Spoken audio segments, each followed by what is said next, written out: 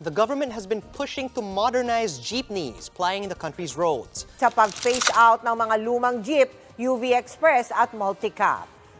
Tuloy-tuloy na raw ang PUV modernization program sa buong bansa ngayong taon. Ibig sabihin yan, yung mga nakasanayan nating traditional jeepneys malapit na raw mawala. Mahalagang bahagi ng buhay at ekonomiya ng Pilipinas ang mga pampublikong transportasyon dahil ito ang nagbibigay ng madaling access sa iba't ibang serbisyo tulad ng ospital, paaralan at iba pa. Ito rin ay may malaking papel sa pagbabawas ng traffic sa mga kalsada dahil nakapagbibigay ito ng alternatibong transportasyon sa mga pribadong sasakyan. Batay sa datos ng Land Transportation Franchising and Regulatory Board, mayroong may higit sa 170,000 jeepney drivers sa buong Pilipinas noong 2019. At ang bawat jeepney ay may kakayahang maghatid ng 16 hanggang 20 pasahero sa bawat biyahe. Ang jeepney ay isa sa may napakalaking ambag sa kaunlaran, lalo na sa mga mamayan sa kanilang paglalakbay. Dahil din dito ay maraming mga drivers at operators ang nabigyan ng mapagkakakitaan. Sa pagpasok ng pagbabago dahil sa modernisasyon, napasok ang bagong uri ng pampublikong transportasyon, ang tinatawag nilang e-jeepney. Umarangkada na kanina ang mga bagong jeepney na ang ginagamit ay kuryente imbis na krudo. Ito ay nagpalaganap noong taong 2017 dahil ang ating gobyerno ay naglabas ng programang pinangalanan nilang Public Utility Vehicle Modernization Program na kung saan ito ay layunin na palitan ang sistema ng transportasyon ng ating bansa tungo sa isang sistemang efficient at environmental friendly bago sumapit ang taong 2020. Nagdulot ang implementasyon na ito ng maraming argumento.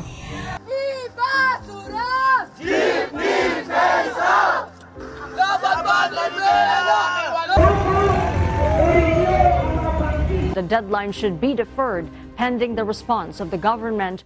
Sa kabila ng mga pagsusumikap upang maisulong ang modernong jeep sa Pilipinas, para sa ibang drivers, hindi pa rin ito nakakatugon sa mga pangailangan nila. Isa sa mga pangunahing dahilan ng hindi pagsang-ayon ng mga jeepney drivers sa modernong jeep ay ang presyo nito. Kaya't hindi pa nakakapagtakang ang ilan ay hindi po payag na mag-modernize ng kanilang mga jeepney. Dahil dito, ang pagsasaliksik ng iba't ibang paraan upang mabigyan ng solusyon ang mga suliranin ng jeepney drivers ay mahalaga upang mabigyan tugon at makakatutulong sa pagpabuti ng pangangailangan ng lahat ng sektor sa industriya ng transportasyon sa bansa. Dahil sa mga nabanggit, ang mga mananaliksik ay nagpanukala ng deskriptibong pagsusuri na pinamagatang Into the Old o Into the New, isang deskriptibong pananaliksik tungkol sa mas ginugusto ng commuters, drivers at operators na uri ng transportasyong pampubliko na magpapakita ng kahalagahan ng opinyon ng masa ukol sa mga kanilang nais na uri ng transportasyon, bago ba o luma. Sa pananaliksik na ito, maipapahayag din ang kaibahan ng tradisyonal sa makabagong transportasyon.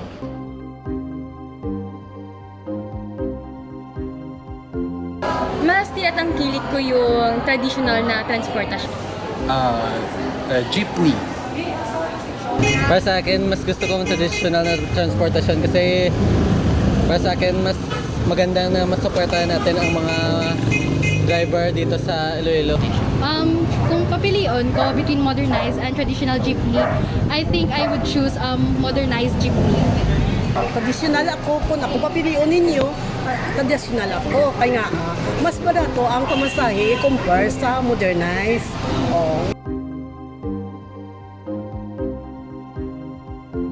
Unang-una, mahal yung pamasahe. At bilang estudyante, wala akong kakayahan para makahanap ng ganung amount na pera para lang sa pamasahe.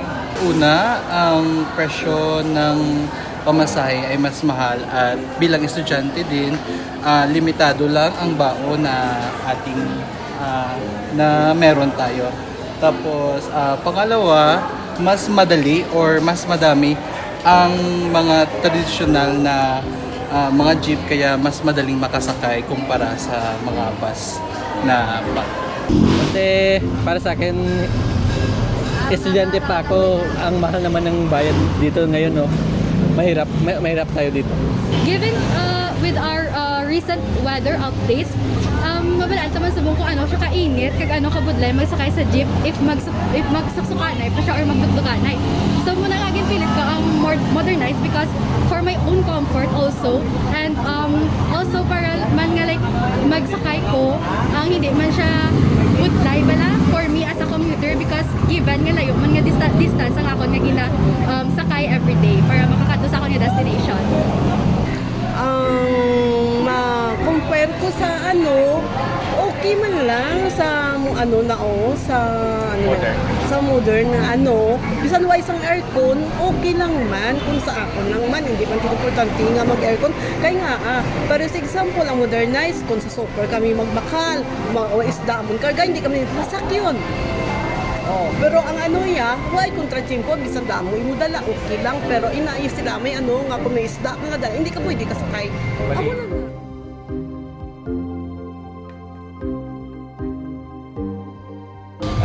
Si Gerald de Guzman. Felix, ma'am. Ako gali si Joel Barredo. Damo na, may taxi, may delivery van. Subong lang ko nagsulod sa mag-drive sang modernized. Ga-drive mo ko traditional, ga-drive mo ko modernized. Bali ang lapas nga jeep. Ang gusto ko gid ang modernized kay komportable siya bla, tapos amo man ang ginkuan sang gobyerno te ara na gid man natin gin-applyan ko. Kido subong ma'am daw okay man ang modernized, kag okay man ang traditional. Kay gina nabulos-bulos kung mula sila nga duwa mo.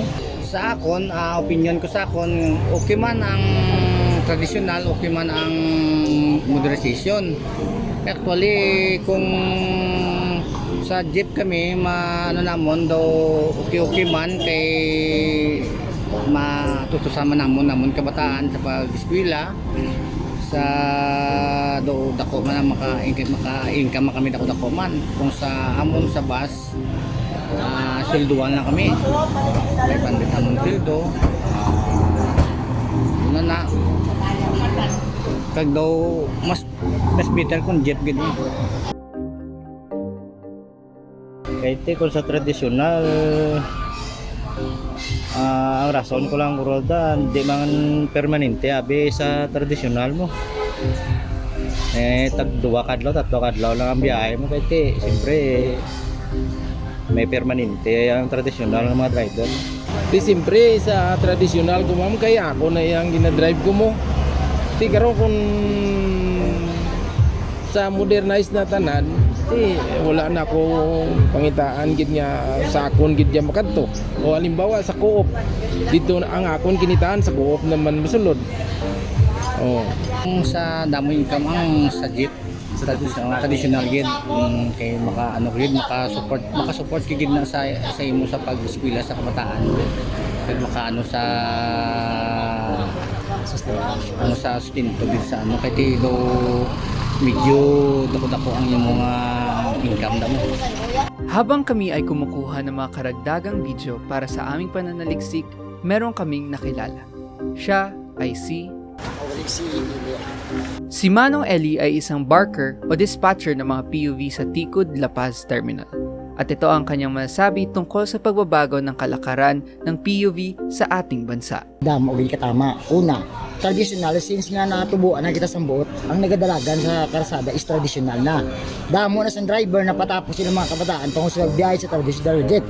Sa modernization programs ng gobyerno, ang tawag na nila is modernized jet. Supposed to be hindi niya modernized jet. Kay bus na saya mo. Una, ang pamasay, tama ka mahal. Kung ikaw ka na driver ka man o minimum mo sweldo, may 2 ka bata nga nagadouble ride sa pag-eskwela, kulangon ka na nga daan sa pamasahe pa lang. Unlike sa modernized, sa traditional nga mas barato compare sa modernization sa gobyerno. Ikadua, ang mga cooperative, hindi ka kasulod kung hindi ka magbayad sa ilang mga kinanglanon. Ang 5,000, sa iba nga mga cooperative may ginapangayos lang 5,000 ng membership. Bisan wala pa sila sang unit, nagapanukot na sila sang monthly dues. kung ano pa da ang mga balayran ang ginapangayo nila sa mga ordinaryo kag small operator nga mga jeepney driver. Wala mo ang tradisyonal ya maarkila lang na iya ang mo ang driver mo. So pag nabaydan niya ng arkila niya kag matugungan niya sang kurudo, ang bili na iya gina makadto. Unlike sa modernized bus ya nga kung pilang ilaya nga dili amula na. Pero may ara ya mga cooperative nga nagatag sila sa incentives kung makuha nilang ilang nga kuta. Amo man sa ilang nga konduktor may kuta na sila. Kag sa pa nga makuha kita ya sa mga modernized bus nga nasa iban pa ya nga pungsod. Makaya ta man na pasado ndo posporo lang na ya gani yung butangan makina, square lang na ya mo. Alay sa to may mga ulo ang kapasad kaysa ngayo. Kung gusto nila taas pataason man nga to. Gusto nila butangan aircon, butangan ta man na aircon. Kagang ang ano ya makakita pa trabaho yang diri nga mga Pilipino. Pero nga dito ya kwaong sila mo. Mahalagang mapakinggan ang sigaw ng masa. Layunin ng saliksik dokumentaryong ito ang mabigyan sila ng pagkakataon na magsabi ng kanilang opinyon at pananaw. Samahan niyo kaming maging susi upang boses ng nakararami ay mabigyan ng pansin na magtungo sa landas ng kaunlaran.